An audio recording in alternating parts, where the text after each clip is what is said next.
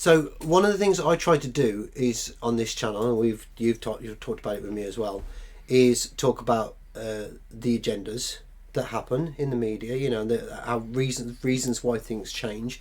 I'm not going to get into that today because I wanted to get back to the nuts and bolts roots of why I give up on something. So it isn't just me being stubborn and saying this is not Star Trek now. Yeah. I agree. I firmly say that, and I stick to my guns on that one, right? But can it not be enough for a person to say there's lots of other reasons that it's important to expose the political stuff and the agendas, but fundamentally, right? Let's get a thing about. Let's just briefly say we won't get into any detail about it, but we'll just say there's been a recent announcement about Doctor Who, about who's playing the Doctor, right? Now, I said to you, and I said to a couple of other people, I'm done with Doctor Who, and I remain in my I'm done. Well, you've been done for a while with Doctor Who, yeah. And the reason why is, okay, so if you buy a food product from a company, right, and you love it, and you've eaten it for years and years and years, all your life, and it's always tasted a certain way, and it's always stayed tasting that way, it's the same basically, and you love it because it tastes like that. You're not really bothered about how it's packaged, but you love it because of how it tastes. Yeah. How it makes you feel when you eat it, the flavour of it, whatever, right? So that's my favourite food. I love that food because I can't buy anything else that tastes like that. Other people have tried to make some food like that, doesn't taste the same. Yeah. I don't like the knockoffs, the cheap imitations or whatever, right? So then years and years down the line, the company that makes that food that I loved all my life, one of my favourite foods. This is my analogy. This is my metaphor for this, right? And you'll see where I'm going with this in a minute, right? They decide to change the recipe. Maybe there's something that they put in that food for years that they now believe is not healthy for you. Yeah. Or it's going to give you diabetes or something like that. Yeah. Or cause you to have a heart attack or whatever. Right? I don't care if it's going to give me diabetes or a heart attack or what. I don't care how bad it is for me. I like the taste of it. Yeah. I like how it makes me feel when I eat it. And you're telling me, well, that's not good enough now. It's got to taste like this instead. And if you don't like it, don't eat it. Well, you know what? I ain't fucking eating it anymore. Not eating your asbestos biscuits anymore. That's it. It's as simple as that. I am not going to be told, this is changed, you will like it. I liked it the way it was. Yeah. And it doesn't matter what my reasons are.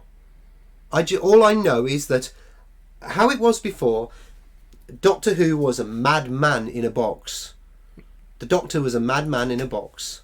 I think. And he was also quintessentially eccentrically English as well, and all that kind of thing. Now you could argue, well, he's been a Scotsman sometimes and that. Yeah, I'll accept those little deviations off those things, But the character is essentially that.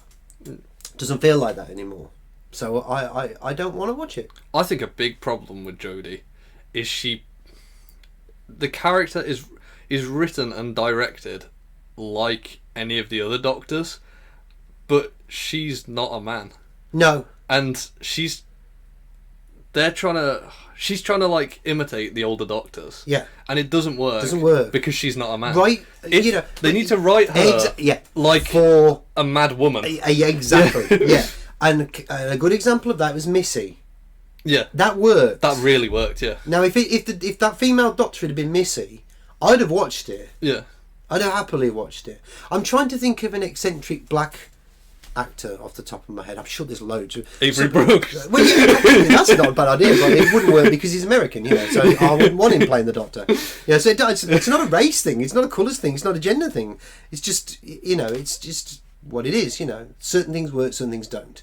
And if I could think of a really good black English actor who knows how to play really eccentric. I don't know. I can't. Is it Ncuti? I can't pronounce his name.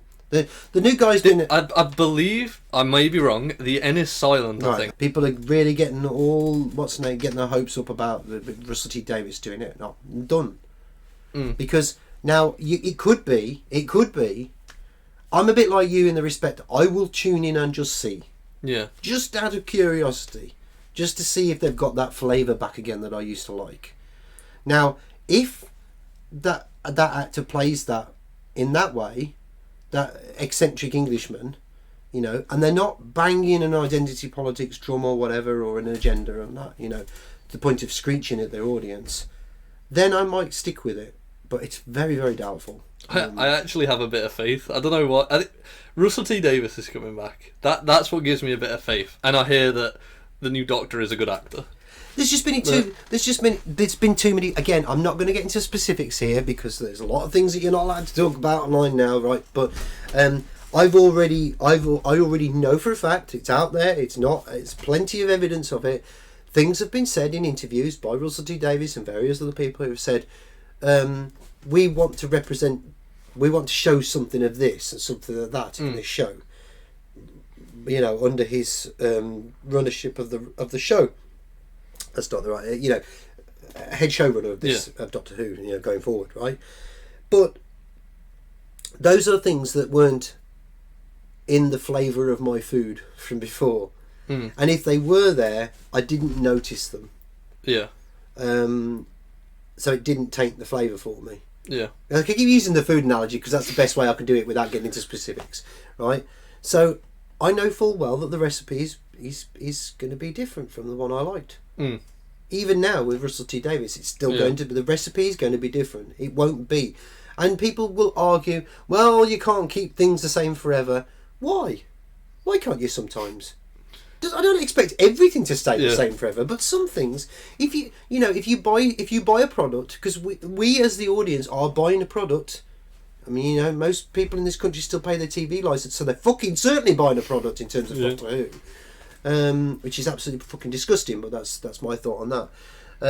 Paying a fucking TV license, but anyway, you know. Paying to be lied to and propagandised to, But anyway, shows aren't even good on there. Yeah, even when it's not like that, the content is shit. You know, so if you are a customer and you're buying your product, you know what you like, and if you don't like that product, you've got a choice to not buy it anymore. Yeah.